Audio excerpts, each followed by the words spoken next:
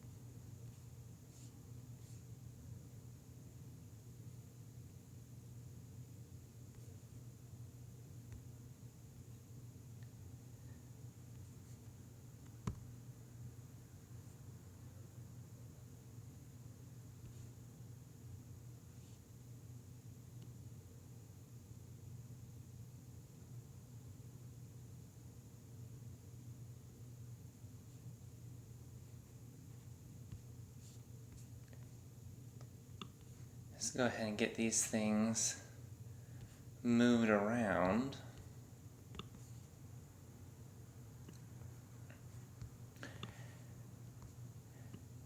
All right.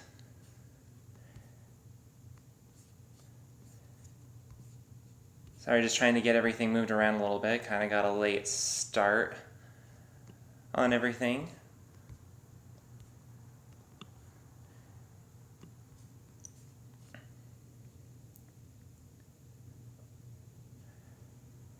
All right. So, hopefully everything's working really, really well. My first time live streaming. Don't know exactly what to expect, but I'm hoping that everything's going to go really, really well. And just go ahead and let me know if you're having any issues. And we're just going to go ahead and get going here. So please, as we get going around, just feel free to type in any questions that you have, and I will stop whatever I'm talking about to answer your questions, because that's why I'm doing this, is for you guys. We'll see how long it goes, just as long enough to get all your questions answered and just kind of talk a little bit with each other. So, obviously, we all love Disneyland, and especially at the holidays. It's a really difficult time to go, but it is really, really fun. The hard thing about it is just how crowded it gets, and it makes it seem next to impossible to get anything done or to have a lot of fun. In fact, that's usually the time of year that most people complain about a lot. I read about them all of the time, and I see people who complain about how many people they have all the time that they see. And it's, I don't know, it's kind of frustrating because there's so much more that you can do. It's such a fun time of year to see everything. All the parades, the extra shows, things like Haunted Mansion Holiday and the Jingle Cruise, and It's a Small World Holiday are so much fun, but you just have to know what you're doing.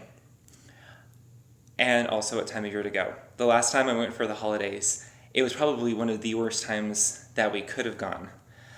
We ended up going just after Christmas. I think we got there on the 26th, and we stayed right up until just before New Year's.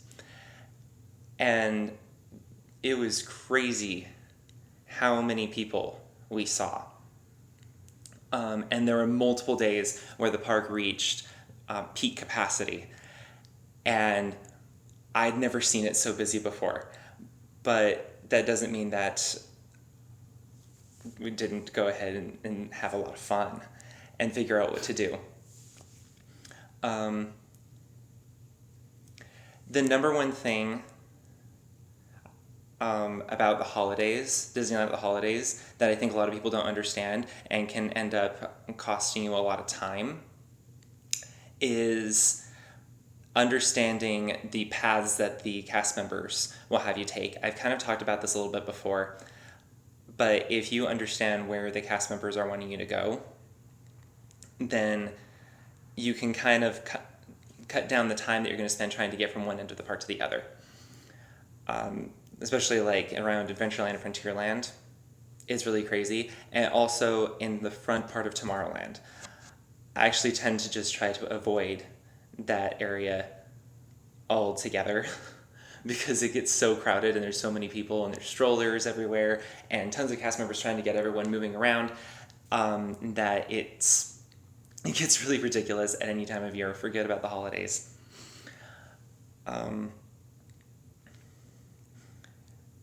But some of my favorite things about Christmas at Disneyland, I love just going around and looking at all the decorations. I think that's one thing that some people don't think about too often. Disneyland does kind of like advertise it and let people know, hey, there's a lot of really cool fun things to look at, but people don't really think about it too often. I actually love going around Toontown because all the different buildings in Toontown are decorated with garlands that match what the business is. Like there's a whole bunch of watch springs and clock faces around the clock factory, and there's fire hydrants in front of the fire station, which is really fun. And then the one thing that is like the coolest thing that everyone does know about and posts about all the time is Cars Land. Cars Land is so much fun to walk down, especially just seeing all the different Christmas trees and how they reflect so well the characters that have put them up. It's really fun.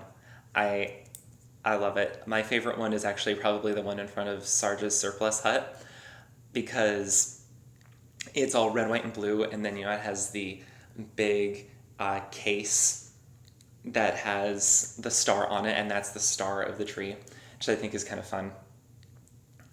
And then, of course, there's Mater's tree, which has the spark plug as the star. Those are the sorts of things that are fun to look at. One Christmas tree that a lot of people don't even see is the one inside Ariel's grotto at Paradise Pier, because it's actually decorated with like seaweed and kelp and everything, so it looks like it's under the sea. And so it's super cute right before you go down to dinner with Ariel. Obviously, California Adventure doesn't get into the decorating as much as Disneyland does, but it's still a lot of fun, especially this year with festival holidays going on. Hi, Erin. In case you guys didn't know, by the way, if you've never done a live stream or anything or viewed one, there is quite a few seconds delay between me and you. So if it takes me a few seconds to talk to you guys, do not take it personally. I will get to you as soon as I possibly can. That being said, if you have any or all questions about Disneyland, as I mentioned before, it can be about the parks themselves. It can be about questions that you may have, anything at all. I'd love to answer it. How many people have died at Disneyland and California Adventure? There have been 10. I know it's weird that I would know that, but there have been 10 deaths at Disneyland. Only 2 of them were actually the park's fault, interestingly enough. Do you feel the Grand Californian is worth the extra money compared to Disneyland Hotel? The proximity is a big deal to us, but I know many people prefer the magic of the Disneyland Hotel. Jessica, I personally feel my personal favorite hotel of the ones at Disneyland is the Disneyland Hotel. The Grand Californian is really, really nice, but I feel it lacks that certain Disney magic that you can really get at the Disneyland Hotel, and that's hard to describe. Because, I mean, at the same time, you have Bambi on the shower curtains and everything, which is fun, and you get pampered. But if it weren't for the fact that we're Disney Vacation Club members, we wouldn't stay at the Grand Californian near as much as we do. Disneyland Hotel is my absolute favorite hotel that I've ever stayed at. Whether or not it's Disney, I don't care. It's wonderful. I love the Disneyland Hotel. So for me, I would say that it's not worth the extra $75 a night, but it's up to you. With the proximity thing, you'd be surprised at how, even though the Disneyland Hotel is technically the furthest away from the parks, it doesn't feel that far. It actually still feels pretty close, especially since it's still really close to the downtown Disney monorail station. I mean, I walk kind of fast, but I could still walk from the Disneyland Hotel to the Esplanade between the parks in less than 10 minutes. So it really doesn't feel that bad. But obviously, being that close in the Grand Californian, it has its perks. So that's up to you, but that's my personal opinion. Erin, how many times have you been? I have tried to think about this many times.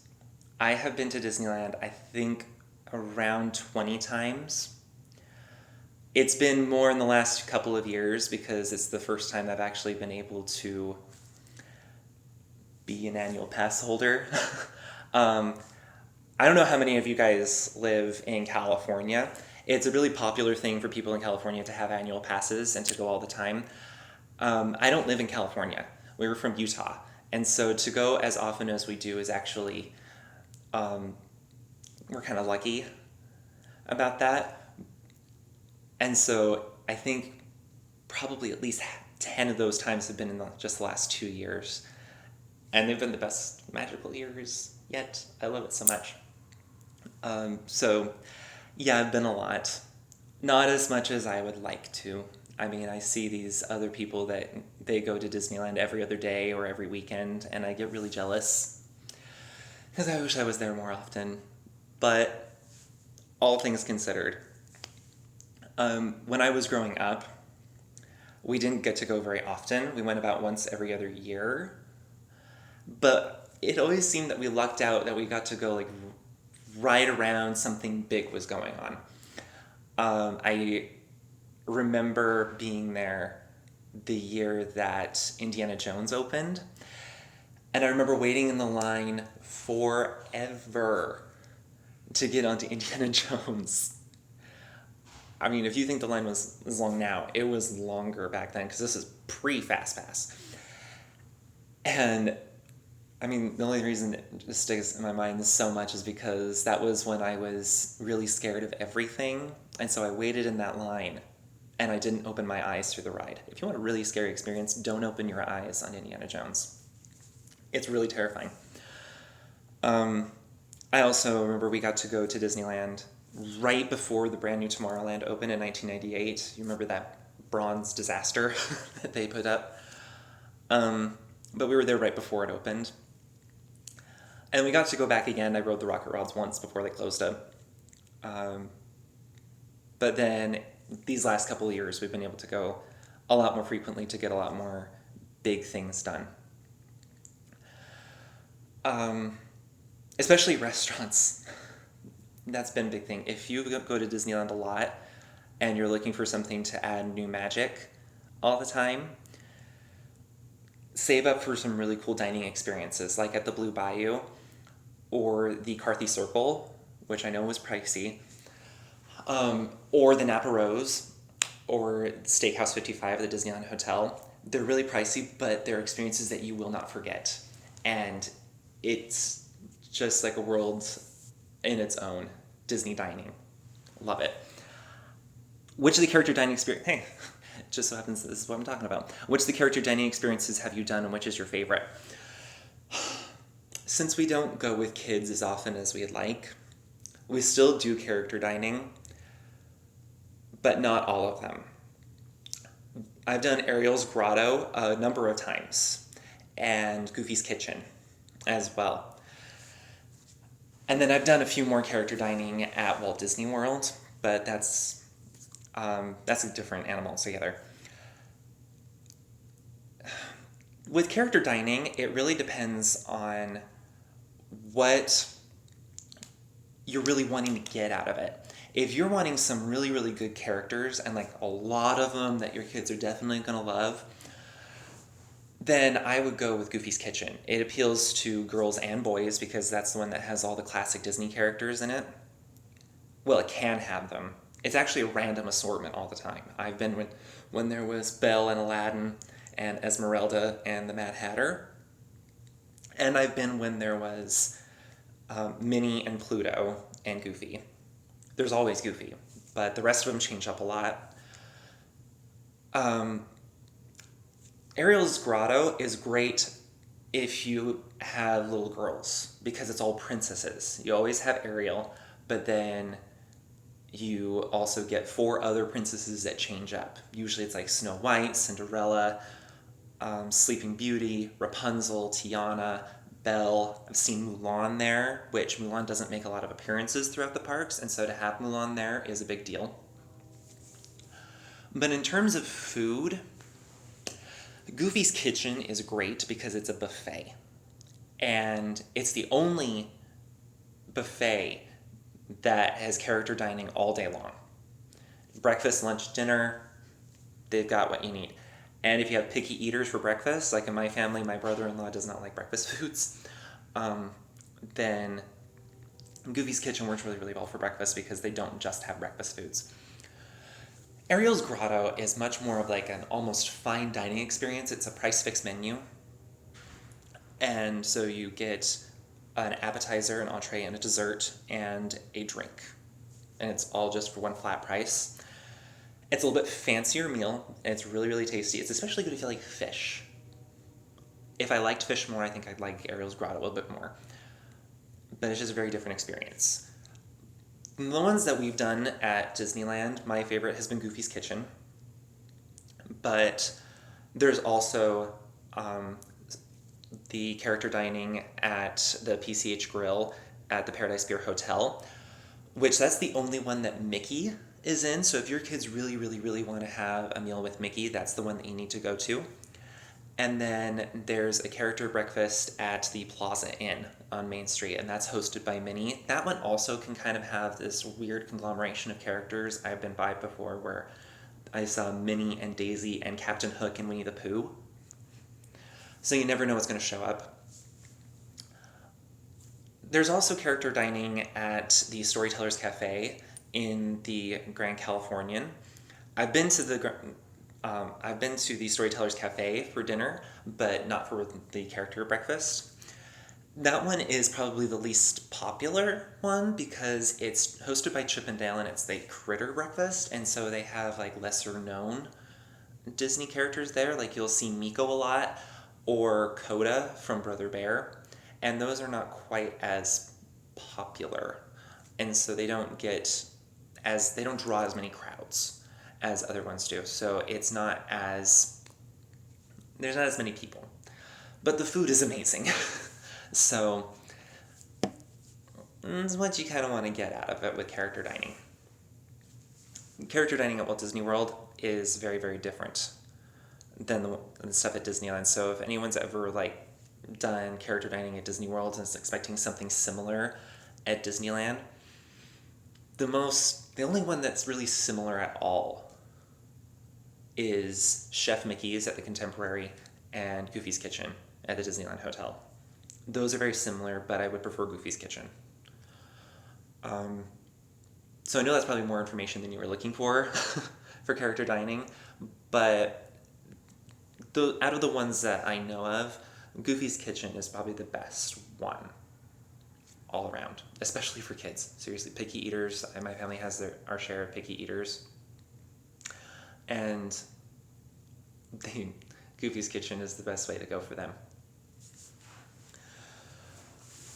I'll just kind of go off on characters for a little bit because it's actually some things about characters that you can do that have a little bit more fun, or just how to find them a little bit better or deal with them a little bit more at the parks.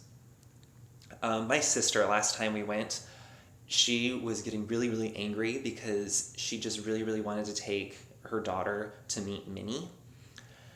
And the last 2 times they went, every time they went to try and to meet Minnie, the cast member would tell them, "Oh, Minnie's leaving right now, you can't go see her." And so they would just be very upset because they couldn't understand why, no matter how hard they tried, they couldn't get their daughter to go see Minnie. And it's important to understand that there's cast members that are character attendants. their whole purpose is to watch out for the well-being of the character. They keep track of how many people are in line and how many people the characters should be mingling with before they go on break. And so if they tell you you can't meet them right now, even though they're just right there, it's not really anyone's fault. You just happen to come just a little bit too late. If you ask them, they'll be able to tell you when they're next going to be out, if they're going to be out again that day. But however much you ask or complain, they're not going to let you meet them because that character is due for a break soon, and that's why they cut the line off. So never be upset if a character attendant turns you away from trying to meet a character. I see that complaint come up a lot. And it's just from lack of understanding about what's going on. There are some characters, though, that you never really have to worry about that with. Mickey is always at his house while Toontown's open, so you never have to worry about him going away for more than a few minutes. Winnie the Pooh, Tigger, and Eeyore, or some combination of the friends from the 100-Acre Wood are always in Critter Country, and they might leave for about 5 minutes, but then come back. Yeah, those are a lot of the misconceptions that people have about characters. What is the best month or season to go? Erica, you're going to have to be a little bit more specific. Like, what sort of thing are you looking for? Are you looking for what season is going to be the least crowded? What season has the best offerings? What season is the funnest? Because it all just depends on what people think is the best. I would say, for me, my favorite time to go is probably around Halloween. Halloween time is really, really fun because you have Space Mountain Ghost Galaxy, you still have Haunted Mansion Holiday, everything is decked out for the season. And you have jack-o'-lanterns everywhere, all the characters are in costumes, you can have Mickey's Halloween party, so you can go in costumes.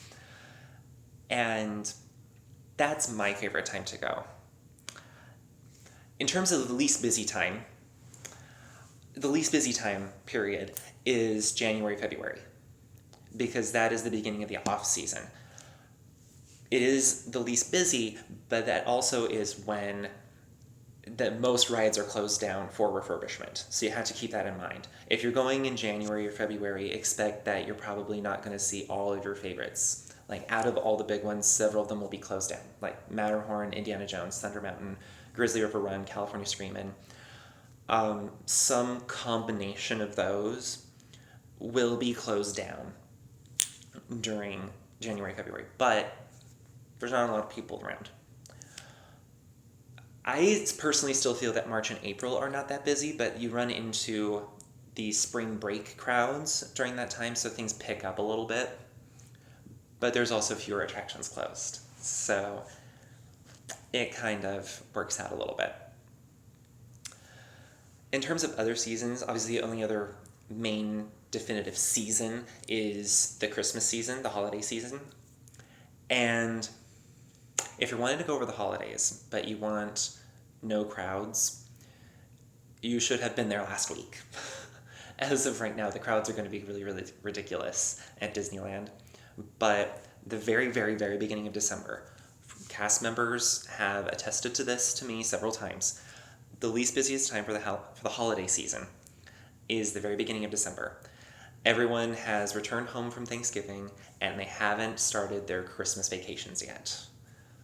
So, unfortunately, we've already bypassed that time by this point. But in terms of least busy times, those are kind of what you got. There's also a bit of a lull right at the beginning of September, end of August, because that's when everyone's trying to head back to school. It's a very short period of time, but if you can take advantage of that somehow, then you're not going to run into as many crowds. If you're willing to do a little bit more research, you can actually kind of figure out when crowds are going to be a little bit lighter if you look at when and certain annual passports have blackout dates, like the deluxe passports or the Southern California passports. When they're blocked out, there's not as many people in the parks. So that's why oftentimes you could go up there and be like there from a Thursday through a Saturday and have the Saturday be the least busy day. And if you look at it, it's because that Saturday, the deluxe and Southern California passports were blacked out. And so there was less people that could attend the park. So it'll be a little bit less crowded.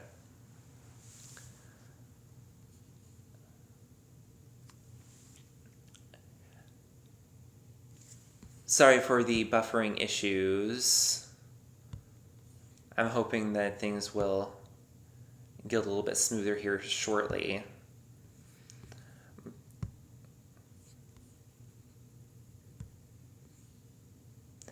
I'm hoping that everything is working out okay, but I don't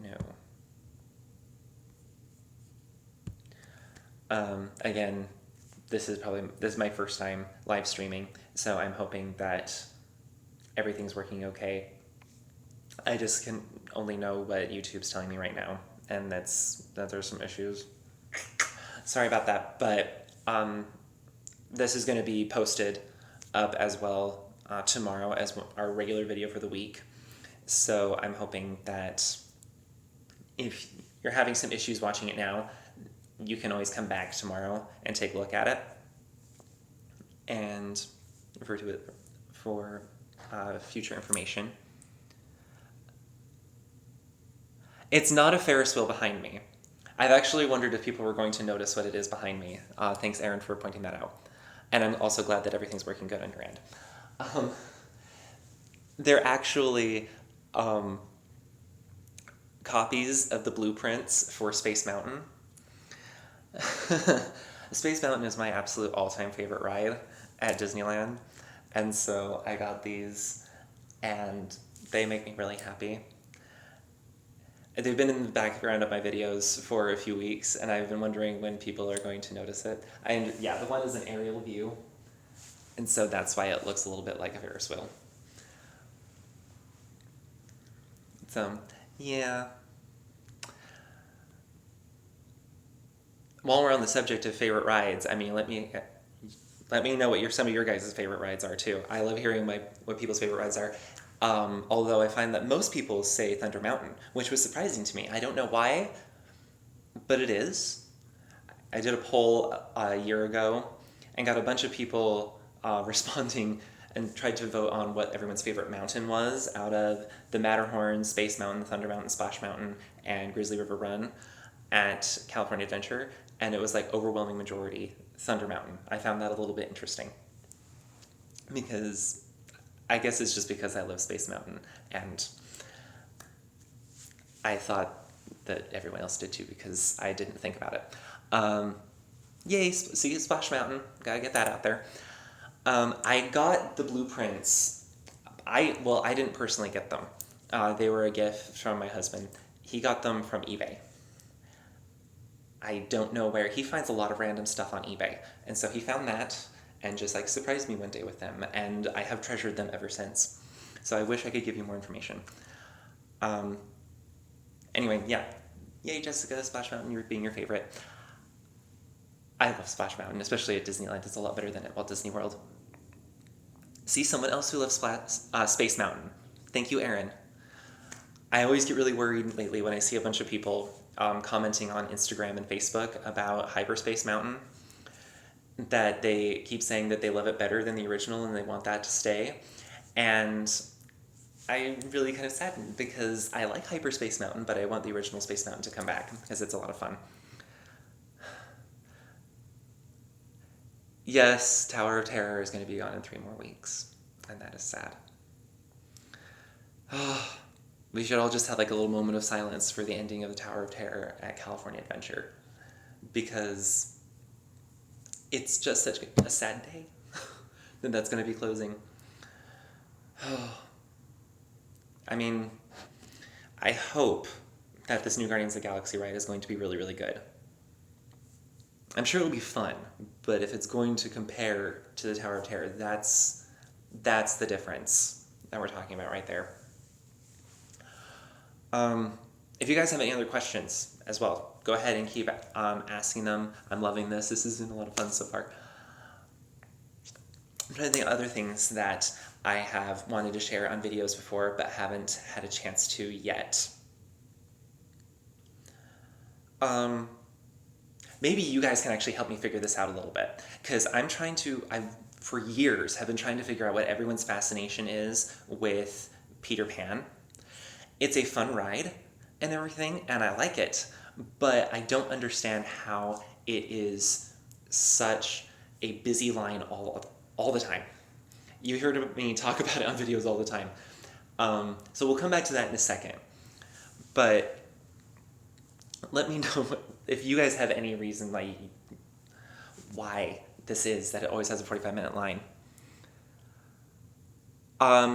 If they're going to start doing magic bands at Disneyland, anything that they do at Disney World, you can expect that they're wanting to do that at Disneyland or worldwide. At this point, I don't know when that might happen. In the spring, they're going to start doing digital fast passes, which they'll be similar to how they work in Walt Disney World, but they're not going to use magic bands. They're going to use the barcodes that are already on your tickets and passports. So it's one step closer to that, but I'm not really sure. In my personal opinion, I feel that Disneyland is so much more of a residential park compared to Walt Disney World that I don't think the magic bands would work as well. There's a lot more one-day visitors at California than in Florida. So I don't know if they're going to do that. It would be fun though, because I actually do kind of like the magic band thing at Walt Disney World. That's kind of fun. So I'm not 100% sure on that one. I can tell you that they want to, but I think they're trying to figure out how to make that work.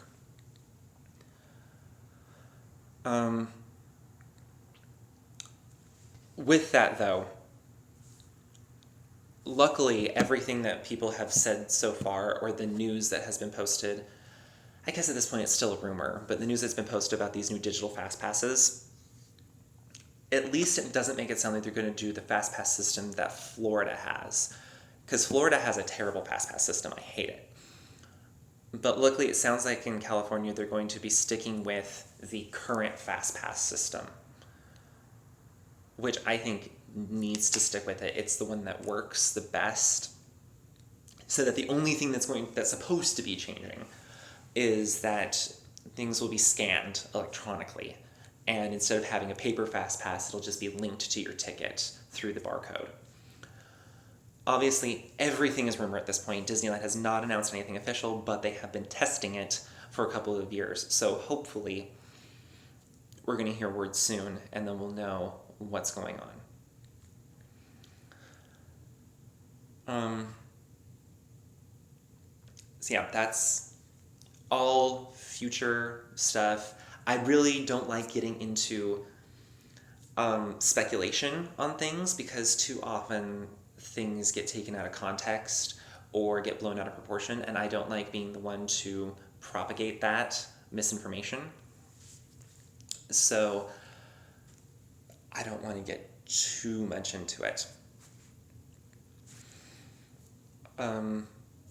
Although part of that rumor involves the idea that they want to add fast passes onto Toy Story Midway Mania, which I think it would be a really, really good thing. It needs a fast pass. It's the only line that I wait 45 minutes for, because if I don't wait, I don't get on it. Or unless you time it really well and have extra magic hours. But if you're not staying at a resort hotel, then you don't have extra magic hours, so you have to wait in line. It's a whole big ordeal.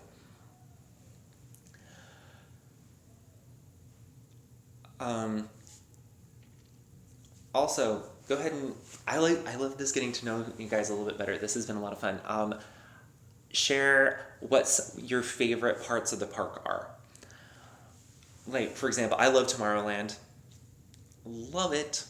Can spend all day in Tomorrowland. I really could. But then I also love New Orleans Square, and I love Pacific Wharf. The first time I ever went to the real Pacific Wharf in San Francisco, I was actually just blown away at how similar it was to what's at California Adventure. So go ahead and share those those things with you guys and maybe what your favorite parts of that area are. Who's my favorite princess and non-princess character? Oh, that is a hard one for princess, because I don't think about them that way that much. Probably just because, I mean, she holds everyone's heart, is Belle. I have to say I love Belle, which is why I am so excited for Beauty and the Beast coming out. Love Belle. Non-princess character. That one's harder because I have so many. Probably, I'm just gonna have to go with that. I love Stitch. Stitch is so fun. He's like a little cat, and I love cats, and so Stitch has my heart. So I think that's who I'd have to go with. Favorite princess, Belle. Favorite non-princess, Stitch.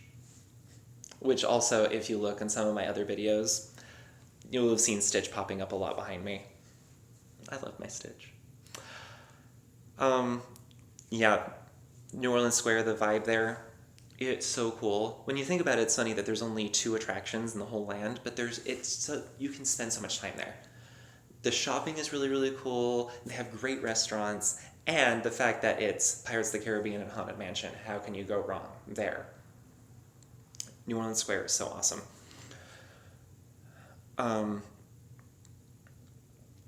So, sorry if I seem like I'm going off on tangents all the time. Part of it is that I'm really, really excited. I love being able to talk with you guys and getting to know you a little bit better. And part of it is also just, I love having you guys kind of direct where the conversation is going to go.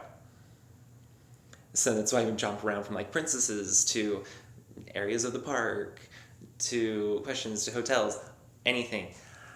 This is actually kind of one of the main reasons I even started this YouTube channel, was because I wanted to be able to help people and to talk with them about Disneyland. Whether they've been to Disneyland or not a lot, or whether they haven't. To be honest, whenever I'm in the parks, I tend to eavesdrop a lot. I don't know if that's a good thing or not, but I tend to eavesdrop a lot, and I like to try and see if anyone's having issues in the parks that I can just try and help with. Although most of the time, I just end up holding my tongue because I don't want them to turn around and say, excuse me, why were you listening in on our conversations? And I'm like, sorry, I just kind of do it all the time anyway. I hope that doesn't make me a weird person, that I listen to conversations a lot while I'm standing in line, because it's not like I'm trying to be a creeper, I'm just listening. And actually, by so doing, I have been able to help a few people, which is nice, and give them some advice, especially people who ask how much were those fast passes, which, don't even get me started on that. That's like the number one misconception about fast passes, that they cost money. Adventureland. I think that gets so underrepresented, Erin. I love Adventureland. It's really, really cool. And it's such a tiny little land, but it's packed with so much stuff. Like you put there, Tarzan's Treehouse, Indiana Jones, the Jungle Cruise. There's a lot in there, but there's a lot of people that, although they say that they love those attractions, they're like, Adventureland's okay. I think it's fun, and it has probably some of the best shopping in the park. Forget the Emporium on Main Street. I love the Adventureland Bazaar. It's so much better for shopping. And you get a lot of really cool, unique items in Adventureland that you can't really find in a lot of other places. But the funniest thing I've ever seen at Disneyland. Oh, this is going to take me a second to try and think of what the funniest thing is.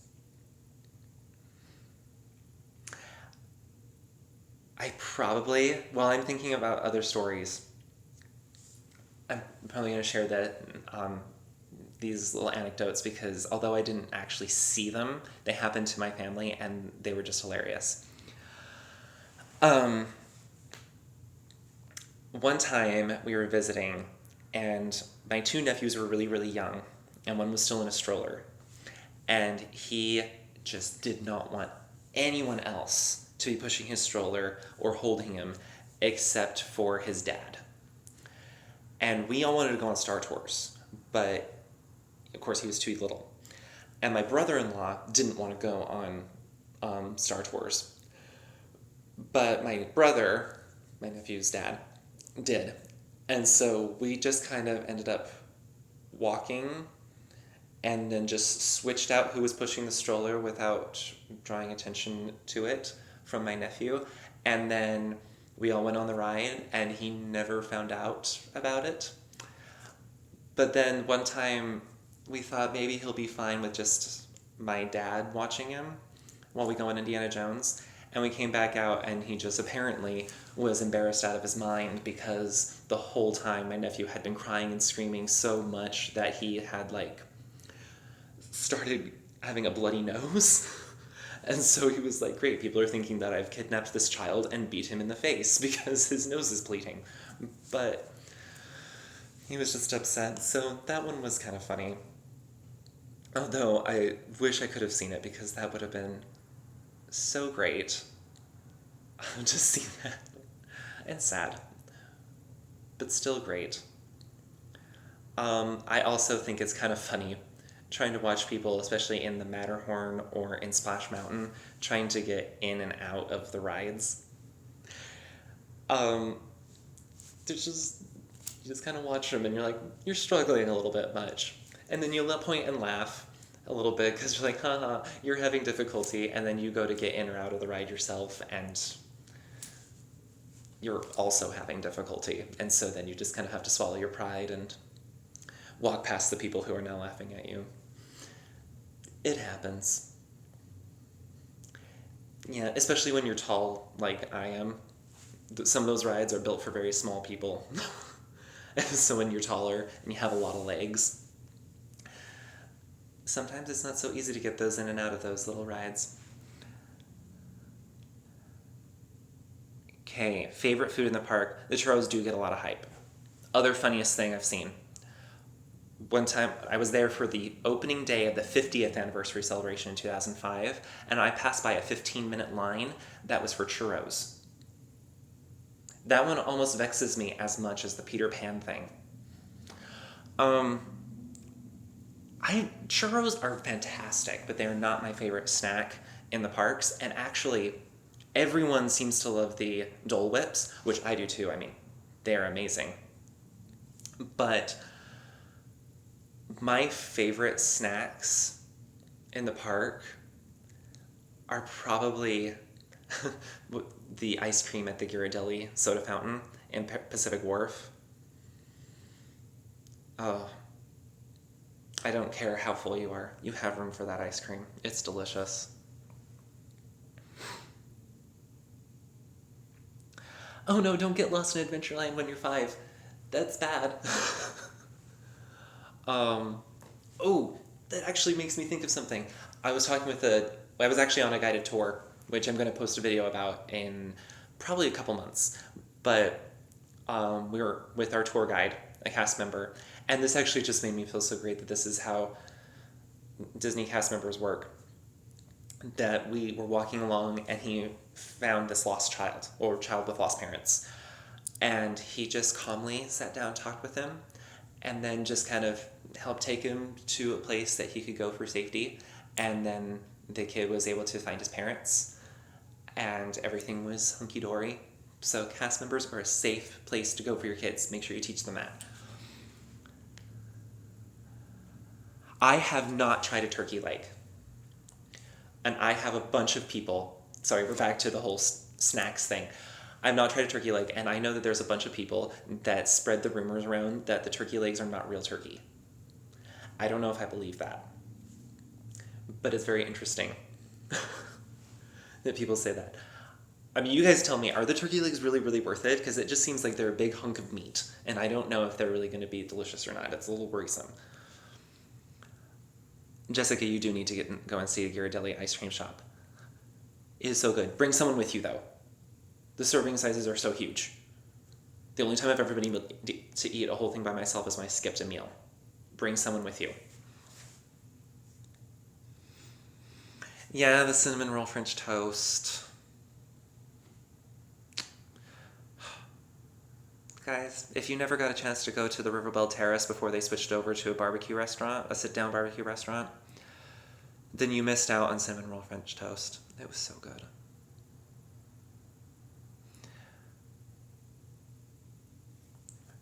I definitely need to share the turkey leg. Okay. I mean, I figured that either I'd need to share the turkey leg or would have to, be very, very hungry in order to have one myself. I feel maybe I've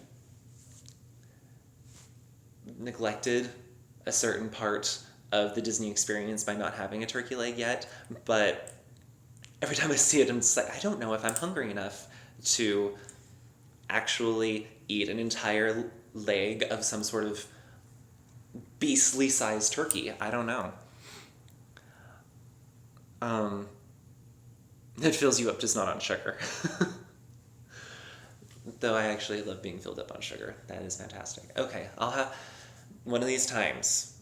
I'll break down and I'll actually have a turkey leg. Maybe I'll do a video where I just show you some of these quintessential Disney treats like churros and Dole Whips and turkey legs. And we'll see how it goes. You'll get real-time reactions. Not live, but real-time. It is a little bit nerve-wracking, especially when I don't know if I've ever seen or heard of a turkey that is that big. They're so big. This is why people say they're not real turkeys. I don't know if that's believable or not, but that's what they say. While we're on the subject of snacks, I put this in a video once, but I don't know if you guys were aware of it before, with those corn dogs that everyone talks about that were so great at the corn dog hut or whatever.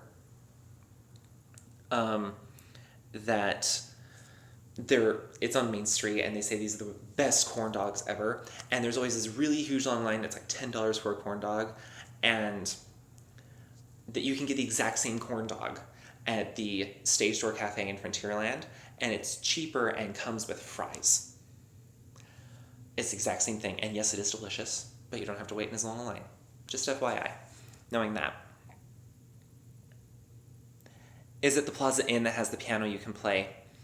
I don't believe there's anything inside the Plaza Inn, but it's probably the Coca-Cola refreshment corner that you're thinking of. It's in the exact same part of the park, but it's across the street. I don't know if they allow guests to play on it. They have a pianist that comes there specific times of the day and plays, and even if I'm just walking by, I like to just stop and try and listen for a little bit because he's super, super talented. But I don't know if they allow guests to play on it. I mean, I guess you can always ask the cast members. A foodie compilation of all the foods and drinks over time. You don't realize how much I would love to do that, especially at this point, because I have eaten at every place in Disneyland. Let me just hold that before I say for certain. Every place in Disneyland but the gumbo place. The name of it just left me. Royal Street Veranda and New Orleans Square. That is the only place in Disneyland that I have not eaten, and I've eaten in many of the places of California Adventure. And so at this point, I really just want to show people, do you understand that there is this food that you can have that's all over the parks because it's delicious and you should have it. So I might do something like that because it would be a lot of fun. Although I don't think I would film stuff like the Blue Bayou because it's so dark in there. And at least not with the camera I have, it would not really work out. You wouldn't be able to see anything.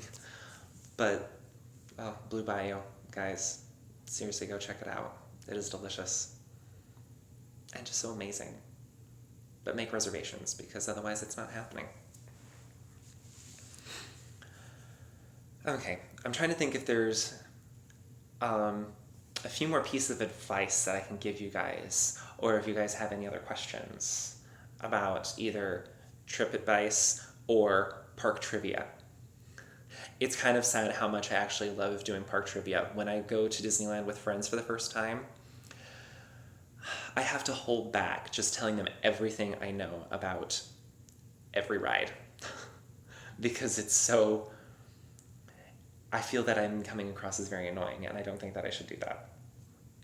but it's fun. I just love going around and telling everybody everything I know about the parks. So seriously, any questions that you may have that you've just ever wondered about the parks or about Disneyland, the resort in general, just ask me, because I would think it'd be, it's just fun for me. I enjoy doing it, and we only have a few minutes left. I think we'll let it go till about, for about another 9-10 minutes, something like that. See how it's going along. And if we get any other last minute people joining us in that maybe have their own questions. I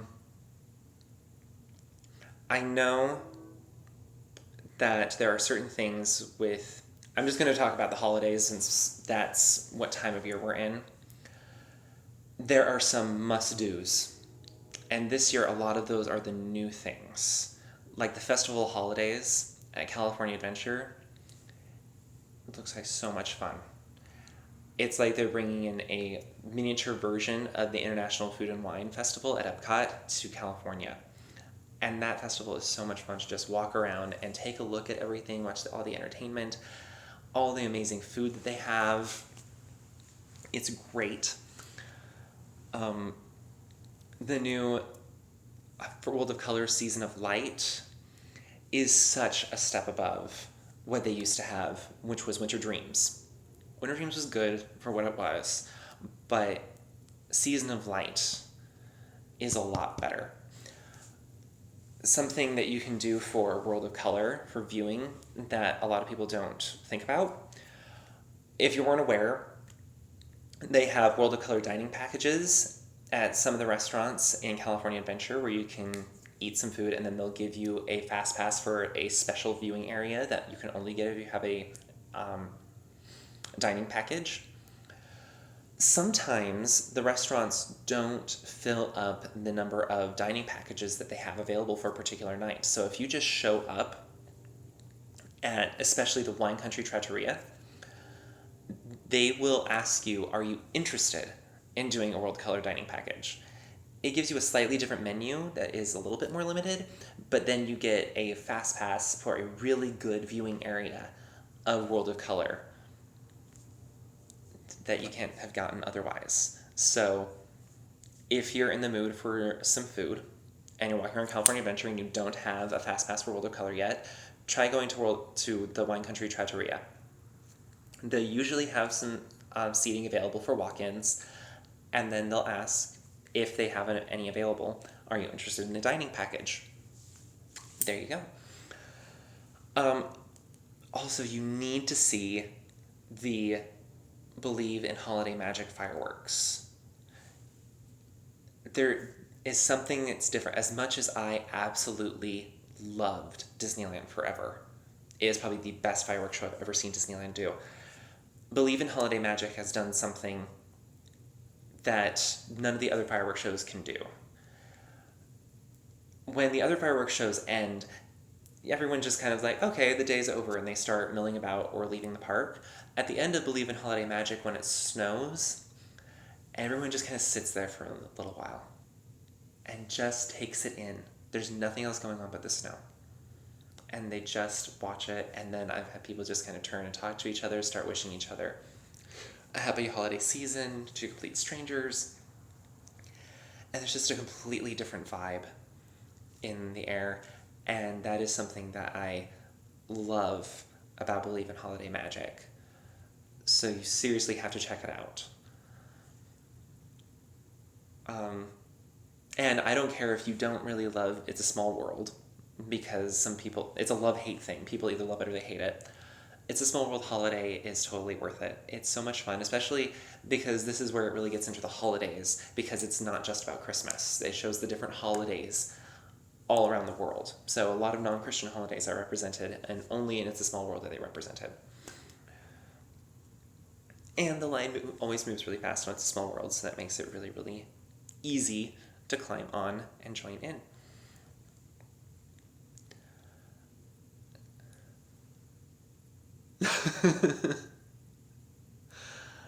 Thanks, Jessica. I try really hard to describe things as accurately as I can. It really is just the way it is. Have you ever done it? Have you ever been there for the holidays and seen Believe in Holiday Magic? Because that's exactly how it feels. I've been to places where they actually, well, I've been to places, I've read websites where they specifically say that they try to never use the terms magic in anything that they describe about Disneyland, but I'm like, but that's the best description, is that it's magical, it's wonderful, and so that's really what it is.